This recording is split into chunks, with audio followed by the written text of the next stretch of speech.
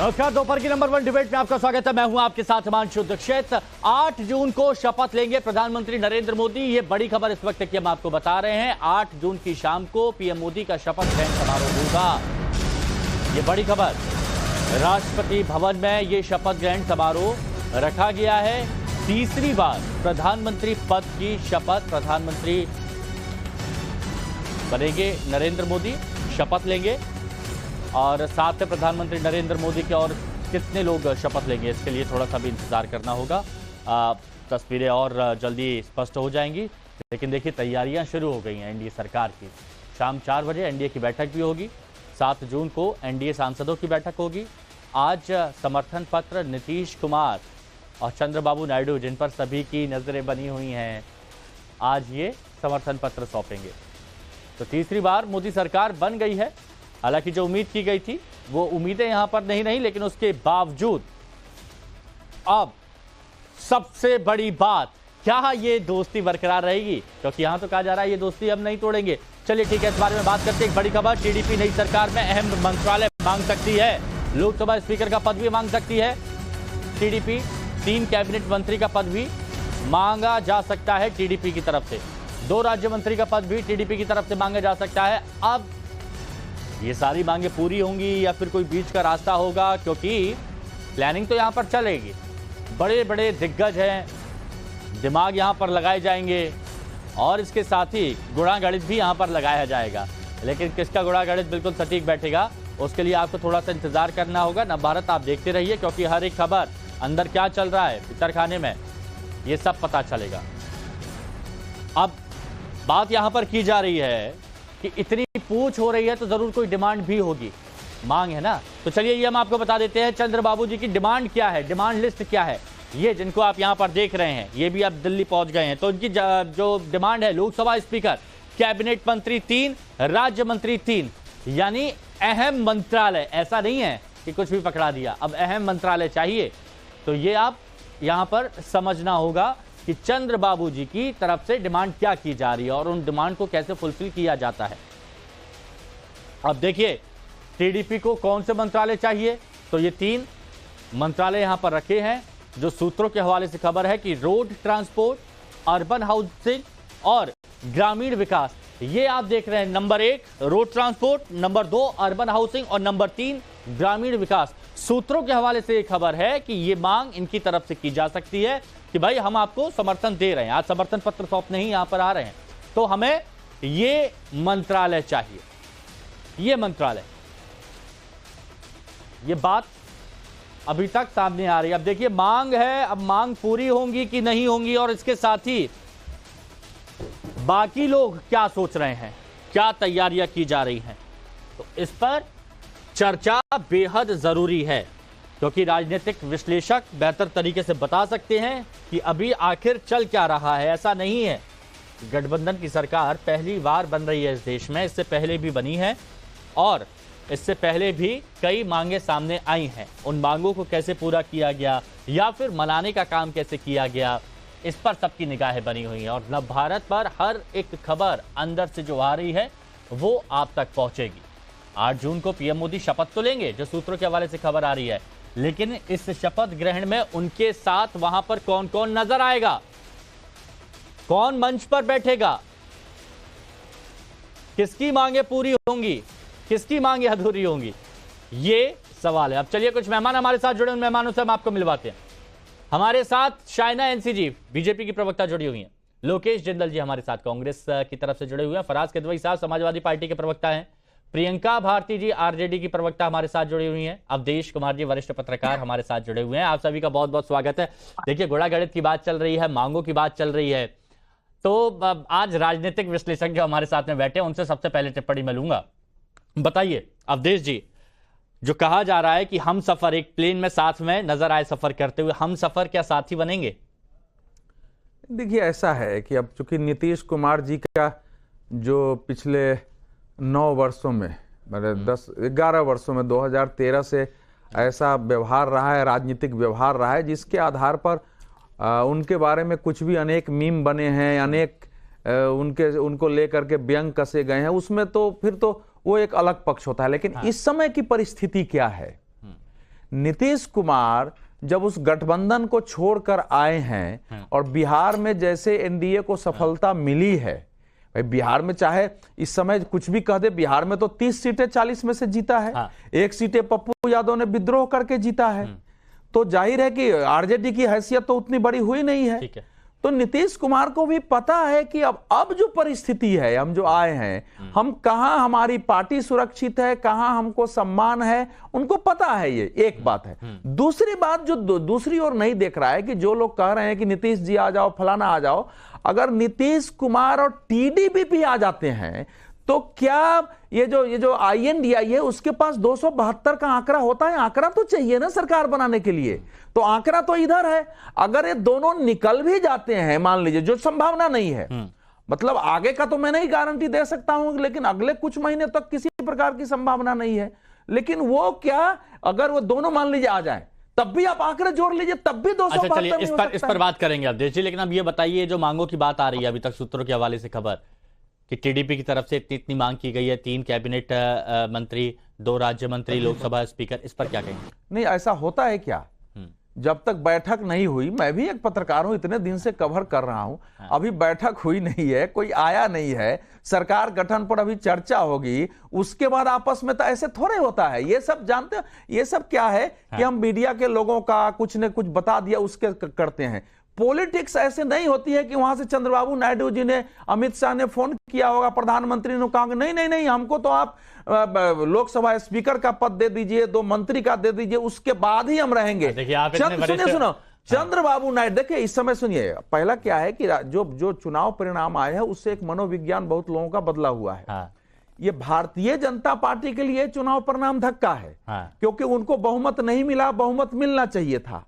लेकिन आज भी देखो तो भारतीय जनता पार्टी अकेले विपक्ष की सभी पार्टियों से ज्यादा सीट लेकर है, उसने सबसे ज्यादा उसको वोट परसेंटेज है। और आपने लगातार, विपक्ष ने पूरी ताकत करके भी ये स्थिति देश में पैदा नहीं की कि भाजपा को सत्ता से उखाड़ फेंकें। तो एक दूसरा विश्लेषण ये भी है। तो इस समय हम ये मान लेते हैं, ऐसा देखो, चुनाव परिणाम का तथ्यों के आधार पर विश्लेषण कीजिए। भाजपा ने, सुनो, भाजपा की कसौटियों पर भाजपा को विफल आप कह सकते हैं, विपक्ष की कसौटियों पर बीजेपी कमजोर नहीं हुई, बीजेपी खत्म नहीं हुई है। विपक्ष की कसौटी तो थी कि हम सरकार बना रहे हैं। लेकिन इस दौरान एक बड़ी खबर आ रही है, वो बता देना, भारत पर नीतीश तेजस्वी की एक नई तस्वीर आई है। अब जो भी आज तस्वीरें आएंगी वो बेहद खास होंगी। जब फ्लाइट उड़ रही थी उस वक्त तेजस्वी यादव ने अपनी सीट बदल ली। अब INDI की बैठक है और इनका ये है, तस्वीरें यहाँ पर दिखाते हैं, पहले चाचा भतीजा है। अब ये तस्वीर आप देखिए, नहीं अब आप तस्वीर देखिए कि जब शुरुआत में आप देखिए कि नीतीश जी आगे बैठे थे, नीतीश बाबू, और पीछे तेजस्वी यादव बैठे थे। लेकिन उड़ान के दौरान ये तस्वीर भी बदल गई और सीट भी बदल गई। यहाँ अब नीतीश कुमार तो वहीं बैठे हैं, लेकिन तेजस्वी जी आ गए हैं, आगे उनके साथ में बैठ गए हैं। अब मेरे को वो वक्त याद आता है जब तेजस्वी यादव जी की तरफ से इतने प्यारे प्यारे और अच्छे शब्दों का इस्तेमाल किया गया था नीतीश जी के लिए, और वही सारी तस्वीरें यहाँ पर। शाइना, NC जी, इन तस्वीरों को देख के कुछ महसूस हो रहा है क्या? नहीं, ये तो जिंदगी है, कोई किसी को कहाँ मिले, किस अनुसार। आप उस तस्वीर को लेके बहुत सारे सवाल, प्रश्न चिन्ह उठा रहे हैं। मैं तो ये कहूंगी कि अभी चर्चा करने की आवश्यकता इस विषय पे है कि भारतीय जनता पार्टी देश का सबसे बड़ा राजनीतिक दल है। नहीं, वो तो है शाइना जी, वो तो है, उसमें कहीं किसी को डाउट नहीं है। अब तो कांग्रेस ने भी इस बात को मान लिया है और इंडिया गठबंधन ने भी इस बात को मान लिया है। लेकिन नीतीश जी का इतिहास देखते हुए, देखिए आप भी जानती हैं और इसीलिए आप भी बार बार मुस्कुरा रही थी जब भी नीतीश जी की बात की जा रही थी। तो अब ये तस्वीर क्या कहीं चिंताएं बढ़ा सकती हैं? बिल्कुल नहीं। नीतीश जी ने स्पष्ट रूप से कहा है कि उनका जो अलायंस है वो एनडीए के साथ है। चंद्रबाबू नायडू जी ने भी कहा कि उनका जो अलायंस है एनडीए के साथ है, और आते हुए दिन में मोदी 3.0 उसी रफ्तार पे काम करते रहेंगे जिस रफ्तार से प्रधानमंत्री ने एक विकसित भारत को लेके एक सपना और एक। चलिए, आप बहुत कॉन्फिडेंट यहाँ पर नजर आ रही हैं, लेकिन ये तस्वीरें जरा दर्शकों को इस वक्त देखने दीजिए और समझने दीजिए कि टेक ऑफ के वक्त जब बैठे थे तो उस वक्त नीतीश जी अपनी सीट पर बैठे थे और उसके ठीक पीछे तेजस्वी अपनी सीट पर बैठे हुए थे। अब जब फ्लाइट उड़ी तो उसके बाद क्या हुआ? तस्वीर बदली, सीट बदली, और सीट कैसे बदली? नीतीश जी वहीं बैठे हुए हैं और तेजस्वी यादव आगे की तरफ आ गए। हालांकि अभी इसमें तस्वीर है तो इसमें आवाज सुनाई नहीं देती है। पत्रकारिता के लिए तो बहुत शानदार तस्वीर है, इससे अनेक पॉलिटिकल मैसेज निकाले जा सकते हैं। लेकिन मेरा एक प्रश्न है जिससे ये चीजें ये तस्वीर किसने खींची और किसने बाहर भेजा है? नहीं, किसी ने तो खींची है ना। ना, सुनिए, इसी में महत्वपूर्ण है कि ये तस्वीर क्या नीतीश जी ने खींची और बाहर करवाई है या तेजस्वी ने खींची है? मतलब दोनों तरफ से गुड़ा बिल्कुल। अगर नीतीश जी खींचते हैं तो इसका मैसेज फिर आप जो कह रहे हैं वो होगा, लेकिन मेरे हिसाब से नीतीश जी ने नहीं किया। देखिए, नीतीश जी अगर आज दिल्ली नहीं आते तो मैसेज जाता। अगर नीतीश कुमार आज दिल्ली राष्ट्रीय जनतांत्रिक गठबंधन की बैठक में भाग लेने आ रहे हैं तो मुख्य मैसेज यही है। अच्छा, मैं एक चीज देख रहा हूं, सुनिए ना अवधेश जी। पॉलिटिक्स में लड़ाई होती है, लेकिन अब ये थोड़े हो सकता है कि मान लीजिए हम किसी मुद्दे पर तेजस्वी से असहमत है तो मेरा दुश्मन थोड़ा। अच्छा ठीक है अवधेश जी, मैं एक चीज देख रहा हूं। वैसे कहते हैं कि हर तस्वीर कुछ ना कुछ कहती है, काश ये तस्वीर भी कुछ कहती, मतलब आवाज अगर सुनाई देती तो अभी तक बहुत कुछ स्पष्ट हो जाता, लेकिन ये तस्वीर बहुत कुछ कह रही है। चलिए ठीक है, तस्वीर है। लेकिन प्रियंका भारती जी, आप बहुत मुस्कुरा रही हैं इस तस्वीर को देखकर। आपके पुराने नेता, अभी के नेता सब साथ में ही हैं। हिमांशु जी, सबसे पहली बात तो ये है कि जो आपकी स्क्रीन के ऊपर लगातार इंडी चल रहा है, मुझे लगता है कि इसको बदलने की जरूरत है, क्योंकि ये इंडी शब्द जो इंडी आप ऊपर एक टैली देखेंगी i.n.d.i.a, पूरा INDIA उसमें लिखा हुआ है, इंडी गठबंधन। शुरुआत जब हुई I.N.D.I ही लिखा था। तो मैं वही कह रही हूँ, मोदी जी का घमंड तो अयोध्या की सीट ने उनका तोड़ दिया, चकनाचूर कर दिया। फैजाबाद जिसको कह रहे हैं, उसके अलावा चंदौली ने भी तोड़ दिया। तो मुझे लगता है ये भ्रम टूटना चाहिए। अब आते हैं इस तस्वीर पर। बताइए। 2013 की बात है, जिस समय नीतीश कुमार जी सबसे पहले व्यक्ति थे जिन्होंने मोदी जी के नाम पर आपत्ति जताई थी जब वो प्राइम मिनिस्टर का चेहरा बनने वाले थे, और उस समय में वो गठबंधन छोड़ करके आए थे।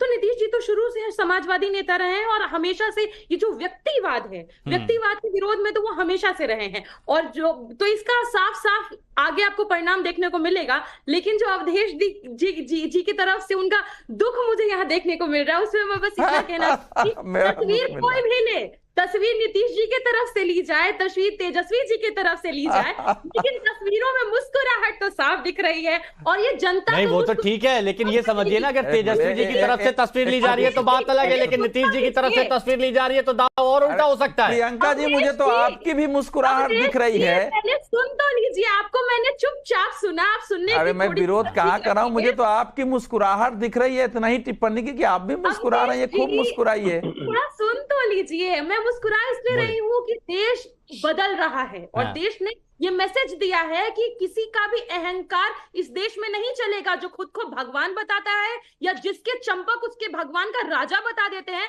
जनता ये अपने मैसेज से साफ कर चुकी है। नहीं, लेकिन एक बात भी आपको ये बात माननी चाहिए, ये बात भी आपको माननी चाहिए कि देश ने सत्ता का अधिकार किसको दिया है। ये बात भी आपको समझनी चाहिए कि अभी भी सत्ता का अधिकार किसके पास है, ये भी आपको समझनी चाहिए। देश ने किसी एक पार्टी को मेजॉरिटी इस तरह से दी ही नहीं है। हाँ, तो गठबंधन को आप बोल रहे हैं, तो आप ये बोल रहे हैं कि एनडीए को दिया है। आप ये मान रही है ना, एनडीए पसंद थी देश की जनता की? बिल्कुल पसंद नहीं थी। अगर अरे तो अब आप बोल रही हैं कि पार्टी को नहीं दिया, गठबंधन को दिया है, तो एनडीए पसंद थी तभी तो दिया है, बहुमत का आंकड़ा पार हुआ है। हिमांशु जी, सबसे बड़ी सवाल तो यही है कि जिस सत्ता पक्ष के साथ में मीडिया, तंत्र, ईडी, सीबीआई सब मिलके काम कर रहे थे, उसके बावजूद जनता ने अब सीआई भी बोल दीजिए, पता नहीं आप किस किस को जोड़ देंगी। अभी 10, 15, 20, 25, 30 सीटें थोड़ा और इधर हो जाती तो उसके बाद सब निष्पक्ष होता, सारे सब अधिकारी अच्छे होते। ठीक है, नहीं, लेकिन मैं तो इस तस्वीर पर टिप्पणी ले रहा था। अब लोकेश जी, अच्छा थोड़ा सा रुक जाइए प्रियंका जी, दोबारा से मैं आपके पास आता हूं।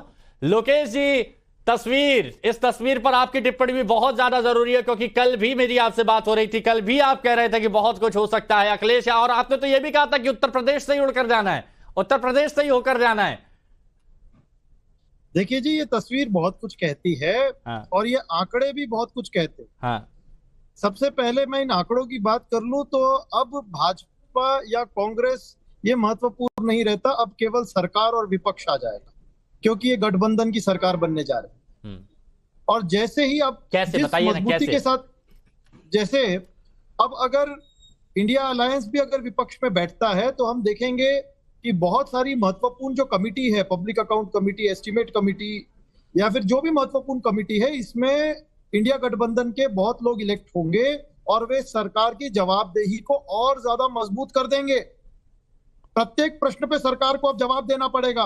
देखिए पिछले पूरे 5 साल में सरकार नहीं, ये आगे की बात है। मैं ये कह रहा हूं अभी सरकार बनाने के लिए क्या प्रयास कर रहे हैं आप लोग? कुछ कर रहे हैं क्या? देखिए सरकार जो है वर्तमान स्थिति में तो मुझे इंडिया अलायंस के हालात ज्यादा मजबूत लग रहे हैं सरकार बनाने। वो कैसे बताइए ना? हाँ। क्योंकि देखिए जनता दल की मैं बात करता हूं, टीडीपी की बात करता हूं, या फिर अगर मैं Bhajpa as a political party की बात करता हूं, तो इसके अलायंस पार्टनर्स कभी भी चुनाव के परिणाम के बाद इनके साथ में एक गठबंधन बनाते हैं।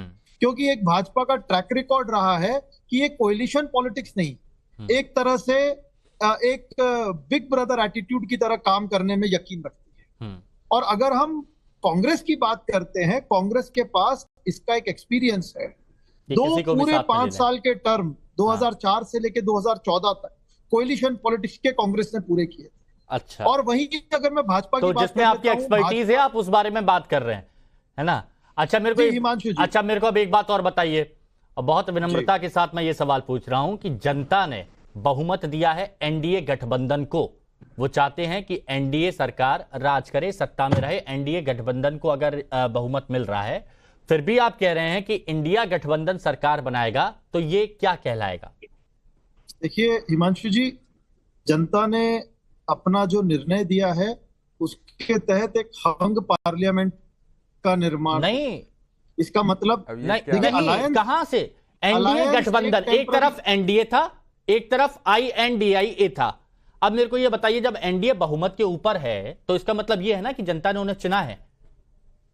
देखिए हिमांशु जी, एक सरकार प्री पोल अलायंस एक टेम्पररी अरेंजमेंट होता है, और सरकार बनाने के पश्चात जो गठबंधन है उसमें बहुत सारे मुद्दे उठ जाते हैं कि किस तरह का पोर्टफोलियो का तो पहले सब डिसाइड हो गया था। नहीं लोकेश जी, ये जवाब से आप संतुष्ट नहीं कर पाए, ना मुझे ना जनता को। चलिए मैं ये फराज भाई से पूछ लेता हूं। फराज भाई बताइए कि ये जो कोशिश की जा रही है, आप भी क्या इसका हिस्सा हैं कि सरकार इंडिया की ही बने? हिमांशु जी, आपके 2 सवालों का जवाब दूंगा। एक, अभी जो तस्वीर आप दिखा रहे थे जहाज वाली, तो मेरी आवाज आ रही है आपको? बहुत अच्छे से आ रही है। तो ये जो आपने तस्वीर दिखाई थी, अगर इसको डिस्क्राइब करना हो तो मैं 2 लाइन का एक शेर पढ़ देता हूं, सब कुछ समझ में आ जाएगा। तुम तकल्लुफ को भी इखलास समझते हो फराज। इखलास मतलब सर्टेनिटी। अच्छा। तुम तकल्लुफ को भी इखलास समझते हो फराज, दोस्त होता नहीं हर हाथ मिलाने वाला।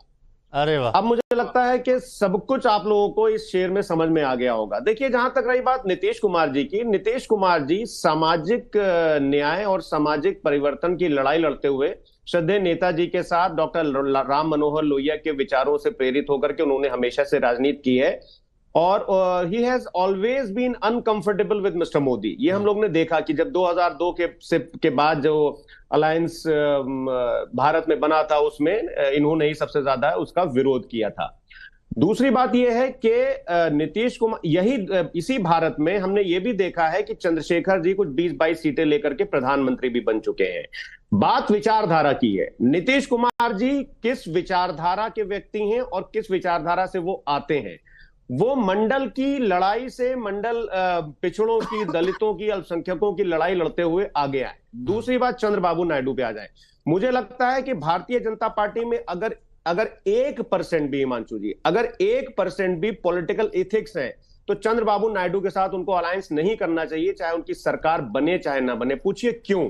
क्योंकि ये वही टीडीपी है जिसने अपने मैनिफेस्टो में मुस्लिम आरक्षण की बात कही, और प्रधानमंत्री जी ने पूरी कैंपेन में एक झूठा नैरेटिव सेट किया था कि कांग्रेस और इंडिया की गठबंधन आई तो ये मुसलमानों को आरक्षण दे देगी।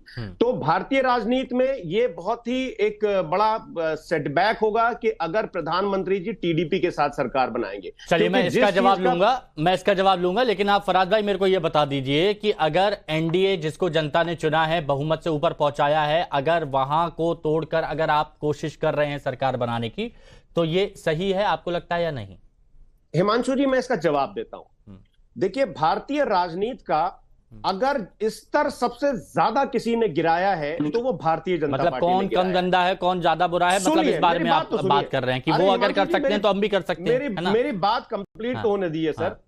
2020 में जब कोरोना काल चल रहा था और इलाज के अभाव में पूरे देश के हमारे भारतीय भाई बहन जिनकी डेथ हो रही थी उस टाइम। अच्छा, एक बड़ी खबर आ रही है, जरा वो बतानी होगी फराज भाई। मैं दोबारा से आपके पास आता हूं। एक बड़ी खबर आ रही है, देखिए एक तस्वीर जिसके बारे में जिक्र कर रहे हैं ना, भारत पर जो तस्वीर दिखा रहे हैं नीतीश तेजस्वी की फ्लाइट में एक साथ मौजूद रहने की तस्वीर पर अब बयान आने लगे हैं। अब ये बयान जो आया है वो किसका आया है? मुख्तार अब्बास नकवी का आया है और वो भी वही बात कह रहे हैं कि जहाज में कई हमसफर होते हैं लेकिन जरूरी नहीं साथी हो जाएं।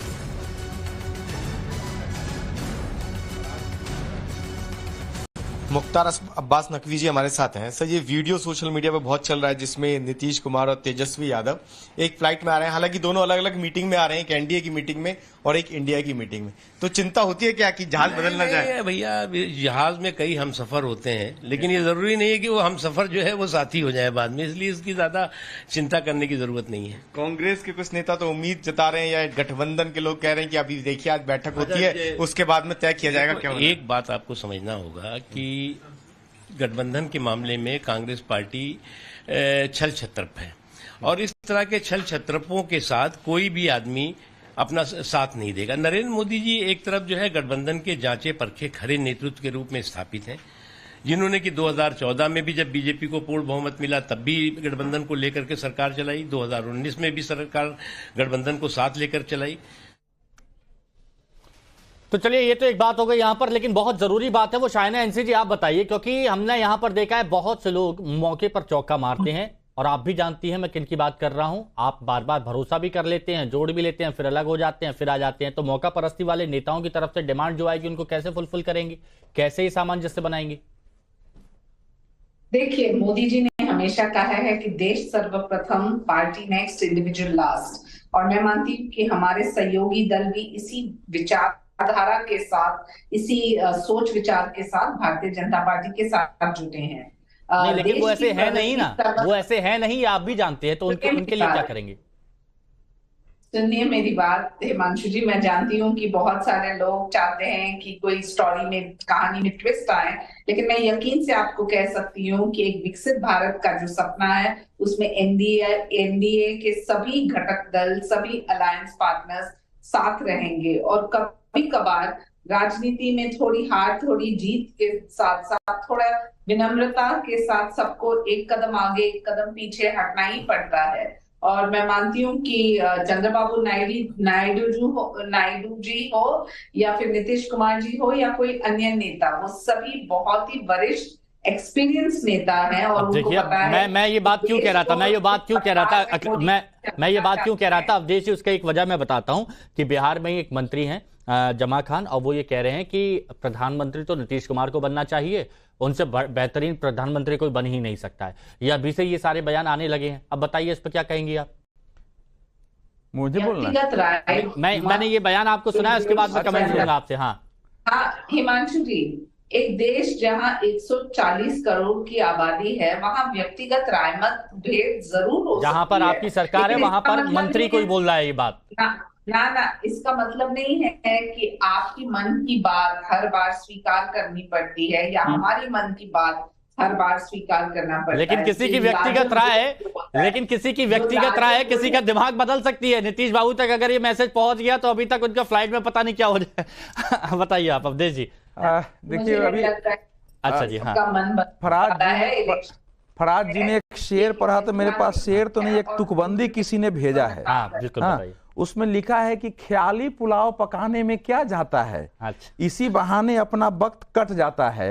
लेकिन इसके आगे की पंक्ति भी लिखा है, ख्याली पुलाव पकाने से पेट भरता नहीं है मगर यही बात दिल हमारा समझता नहीं है। ये किसी ने, ये शेर वैसा नहीं है लेकिन ये तुकबंदी आई है। देखिए, समाजवादी पार्टी मतलब इंडिया गठबंधन ख्याली पुलाव पका रहा है? नहीं, ये जो सरकार बनने की है, जो अभी नीतीश जी जो है, मधुलिमा जी ने कहा, लोहिया जी के सिद्धांत पर चलते रहे, फलाने चलते रहे। भाई नीतीश जी अपनी पूरी राजनीति देख लीजिए, अगर आप थोड़ा ध्यान से देखिए तो 1996 से लेकर के और 2024 तक कितने दिन ये जिस विचारधारा की बात करते हैं उसके साथ रहे हैं। 28 वर्ष हो गए, 28 वर्ष में 2 साल को निकाल दिए तो 26 वर्ष इस गठबंधन के साथ हो रहे हैं। जब नहीं थे तो 26 ईयर बहुत होता है। तो ये 26 साल जो आदमी इधर रह गया हो उसको अब उस विचार का माना जाए। एक दूसरी बात होता हूं कि 200, देखिए फैक्ट पर, आंकड़े पर जाइए, 234 सीट है इस समय INDIA के पास। अगर नीतीश कुमार जी 12 और 16 TDP मिल जाता है तब भी 262 होता है। मैं यही तो कह रहा हूं कि इस समय आंकड़े जो है किसी भी तरह INDIA के पक्ष में नहीं, मैं भविष्य की गारंटी नहीं कह रहा हूं। और जो नैतिकता के बात इधर हो रही है वही नैतिकता की बात दूसरी ओर हो रही है। समाजवादी पार्टी इस समय INDIA में सबसे बेहतर प्रदर्शन किया है, उसने भाजपा को सेकंड स्थान पर पहुंचा दिया, उसके कारण कांग्रेस को सीटें आ गई है, तो उसका तो एक आत्मविश्वास समझ में आता है। लेकिन RJD की तो कोई बड़ी सफलता नहीं मिली बिहार में, वो किस आधार पर कह सकती है? कांग्रेस जो है इतने प्रचार के बावजूद 100 सीटें नहीं पा सकी है। आप सोचो ना, 100 सीटें इतने, मतलब उनको सहयोग मिला है। अच्छा, कुछ बोलना चाह रही है भारतीय जी, कुछ बोलना चाह रही है? नहीं पहुंचा है। नहीं, ये लोग पकाना और ख्याली भारतीय जी तुरंत तो बताइए, भारतीय जी तुरंत बोलिए प्लीज। हाँ प्लीज, क्योंकि आपको मालूम होना चाहिए कि बिहार में अभी भी वोटिंग परसेंटेज के हिसाब से RJD सबसे बड़ी पार्टी बनकर उभरी है। ये शायद आपको पता नहीं है। और अभी आप सवाल उठाए जा रहे थे नीतीश कुमार जी की विचारधारा पर, तो पता होना चाहिए कि पिछड़ों के लिए चलिए ठीक है, इस बारे में और डिटेल में बात करेंगे, लेकिन